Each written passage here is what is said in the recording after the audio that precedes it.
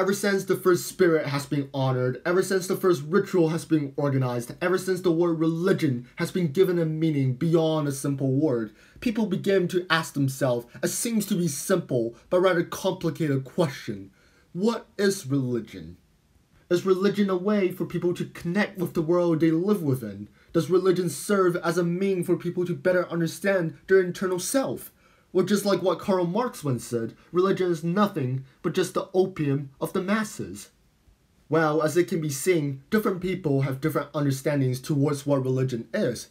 Despite the fact it is important to acknowledge the sacredness and the holiness of religion, most of the time religion is simply a tool, and its meaning is defined by the people that use this tool. In other words, for most of the time, people are the one that defines religion, not the other way around, as this video will point out. For how religion be defined differently among two historical events, religion should be viewed as an anthropological invention created by people as a tool to justify their social, economic, and political decisions.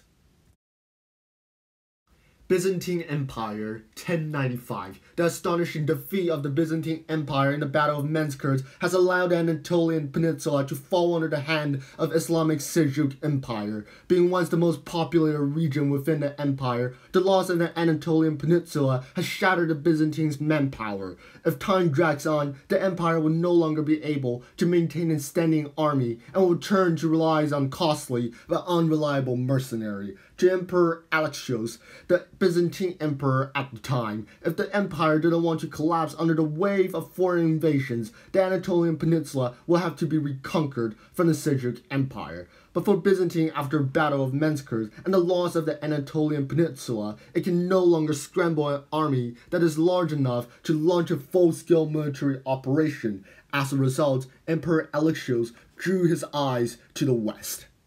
Meanwhile, the Papal States, 1095. To Pope Urban II, the leader of the Papal States, this isn't the most pleasant year. Following a series of successful centralization programs under Henry of the Salian dynasty, the Holy Roman Empire has grown to be a superpower in Central Europe. Unhappy with the Papal States' influence over the Holy Roman Empire, Henry IV entered a series of political struggle against the Papal States, seeking to weaken it.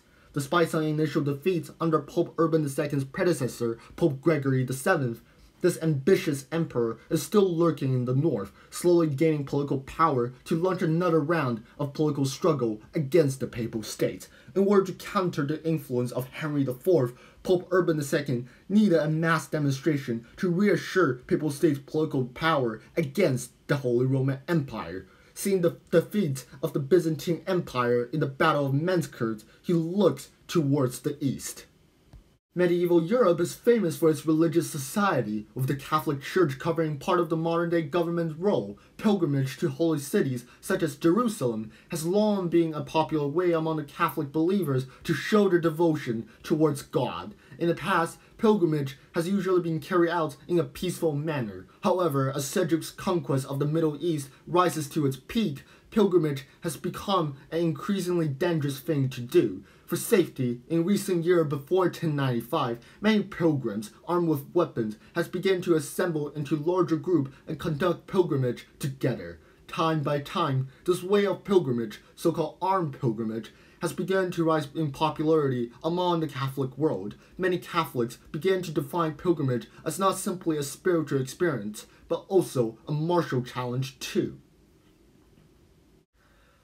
Both Emperor Alexios and Pope Urban II needed a victory, preferably on the battlefield, to achieve their political needs. For Emperor Alexios, he needed help from foreign power to help him reclaim the lost land after the Battle of Menskert. While for Pope Urban II, he needed a military showcase to demonstrate the Papal States' unchallengeable political power against the Holy Roman Empire. Both individuals wished to launch a military operation to achieve their political needs, but they cannot simply justify this operation with political terms. Perhaps those noblemen might understand the political benefits behind it, but to the mostly illiterate medieval general public, politics is way too complicated for them to understand. Seeing this increasing trend of armed pilgrimage, both Emperor Alexios and Pope Urban II sought to use this as an opportunity to assemble an army to help them achieve their political goals. In 1095, Emperor Alexios sent a letter calling for Western military aid to Pope Urban II. As expected, Pope Urban II happily accepted his call. In a meeting in Clermont, Pope Urban II made a speech in front of a mass that is gathered in front of him. Although the Holy Bible has never written anything about armed pilgrimage or holy wars, Pope Urban II still promoted it. In his speech, he acknowledged the authenticity of armed pilgrimage in showing devotion to the Holy Spirit. He then talked about how the Eastern world has fallen under the hand of Muslim infidels. He then claimed that the best way to show devotion towards the Holy Spirit will be for the believer of the Christian faith to launch a large-scale armed pilgrimage to liberate the holy city of Jerusalem from the hand of infidels. The assembly then reached its climax as Pope Urban II cried out the term "Das Wort," meaning God's will, as stating that it is under the will of the God that this expedition has been launched. Being incited by Pope Urban II's speech, tens of thousands of noblemen and peasants have been organized to start this expedition to liberate the East from the rulership of the infidels, marking the beginning of the First Crusade.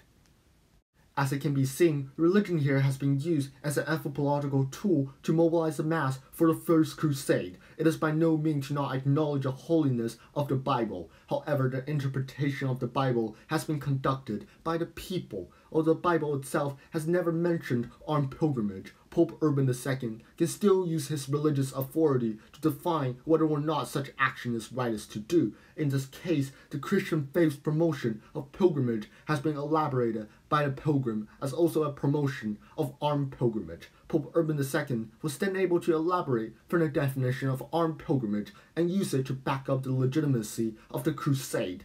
Although religion itself might be viewed as sacred, Pope Urban II and Emperor Alexios were able to use it as an anthropological tool to cover up the true political goals.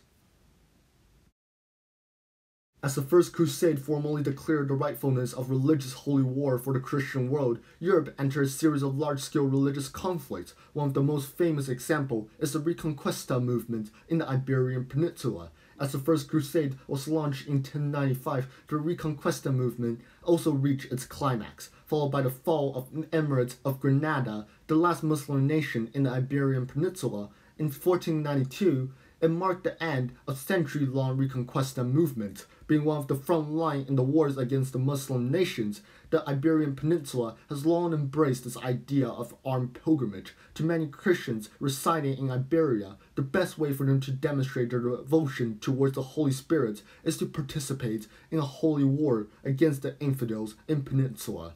However, as the beginning of a new era, such definition towards religion will face another total overhaul. Occurring in the same year as the fall of Emirate of Granada, Christopher Columbus and his Spanish exploration fleet brought an exciting news to the Spanish courts, the discovery of a new piece of land, later called America. Tales of this discovery will soon spread over Europe, making waves of explorers and colonists set off from their homeland to explore the New World. Eventually, these European colonists have slowly begun to encounter and enter into conflicts against the indigenous population from America. The indigenous population in America, such as the Aztec Empire, the Incan Empire, and the Mayan civilization, have an extremely advanced social organization with their own unique system of belief. However, as Jared Diamond has mentioned in his book Gun, Germs, and Steel, under a series of coincidences entering the indigenous civilization, an orthodox military operation, these indigenous civilizations have soon fallen under the hand of European colonists. Seeing the conquest has been carried out so smoothly, the European colonists has not simply identified these indigenous civilizations that have different religion belief as infidels, but also as uncivilized. Among the Spanish colonies, a brutal caste system, so-called the casta system, has been introduced to systematically enslave the indigenous population in order to provide backup for this new economic and social system that has been developed among the Spanish colonies. The Spanish government and public have once again redefined part of the meaning of religion. In 1553's publishments and treaties of the New India, the author Richard Eden have depicted the natives of the New World as the inhabitants when naked, without shame, religion, or knowledge of God. As shown in the publication, Richard has used multiple aspects to describe the uncivilizedness of the indigenous people, including not being Christian. From here, the European colonists have slowly begun to peer out the concept of being not Christian with being uncivilized, with all effort of enslaving indigenous people as an attempt to make them become civilized. In the past, although the theory of armed pilgrimage has been largely promoted in Europe after the First Crusade, its primary goal is to show devotion towards God and liberate the people that are suffering under the infidels. Being a long-lasting enemy and experiencing its golden era at the time, the Islamic civilization were never being regarded as uncivilized by the Christian world, only as unholy. The Bible itself has never grouped individuals based on their ethical background. There are only people that believe in God and the people that don't. However, in order to provide justification for its enslavement of indigenous people, the European colonists have once again redefined the role of religion in the society. The primary purpose of holy wars are no longer aiming to convert people back into the true faith, but rather to force these uncivilized infidels to become more civilized. Being motivated by this religious aspect of American exploration, many more Europeans have made the decision to leave their homeland and settle upon America, fastening the process of American colonization. As demonstrated in the First Crusade and the European colonization of America, the question of what is religion has been defined by different political authority in different time periods to satisfy different needs. In the First Crusade, the action of armed pilgrimage was redefined by the Papal States and the Byzantine Empire as the right of conducting holy war. The Christian religion in this event has been redefined in order to serve the purpose of providing ideological backup for this military operation. While during the European colonization of North America, this idea of holy war has then been once again elaborated into war that aims to bring civilization towards the indigenous people. This elaboration has been used to justify the enslavement and brutal oppression of the indigenous people. Once again, although it is important to acknowledge the holiness of religion and religion pieces, many interpretations of these pieces have included strong biases in order to satisfy their own need, making religion, despite its sacredness, an anthropological tool that has been used by people to satisfy their political, social, and economic needs.